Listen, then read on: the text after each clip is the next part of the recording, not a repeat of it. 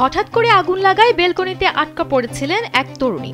ভয়ে কাঁপছিলেন তরুণী। তাকে উদ্ধারের জন্য ফায়ার সার্ভিস কর্মীরা পৌঁছালেও আতঙ্কিত হয়ে এক ফায়ার সার্ভিস কর্মীকে লাথি মেরে দোতলা থেকে ফেলে দিলেন সেই তরুণী। ভারসাম্য হারিয়ে দ্বিতীয় তলা থেকে নিজেও পড়ে যান। চাঞ্চল্যকর ঘটনাটি ঘটেছে জাপানে। ইতোমধ্যে এ ঘটনার একটি ভিডিও সামাজিক যোগাযোগ মাধ্যমে ভাইরাল হয়েছে।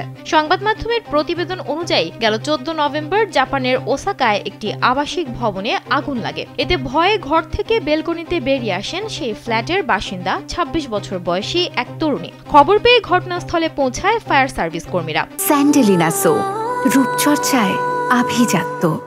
বাইরে থেকে সিঁড়ি পেতে দোতলার বেলকনিতে ওঠার চেষ্টা করেন তারা, কিন্তু ভয়ে কিছুতেই তাদের কাছে আসতে রাজি হননি ওই তরুণী। এরপর আরো কয়েকজন ফায়ার সার্ভিস কর্মী উপরে উঠে তরুণীকে উদ্ধারের চেষ্টা করেন, কিন্তু লাভ হয়নি। তখন তরুণী কিছুতেই সিঁড়ি দিয়ে নিচে নামতে চাননি। তারপর দুজন ফায়ার সার্ভিস কর্মী সিঁড়ি নিয়ে অন্য পথে বেলকনিতে ওঠার চেষ্টা করেন। ওই সময় আতঙ্কিত তরুণী একজন ফায়ার সার্ভিস কর্মীকে লাথি মেরে বসেন। দোতলার উচ্চতা থেকে মাটিতে পড়ে যান ওই ফায়ার সার্ভিস কর্মী। এরপর ভারসাম্য হারিয়ে তরুণীও নিচে পড়ে যান। ভিডিও দেখে নেটিজেনরা উদ্বেগ প্রকাশ করেছেন, পাশাপাশি ওই ফায়ার সার্ভিস কর্মীর প্রশংসাও করেছেন।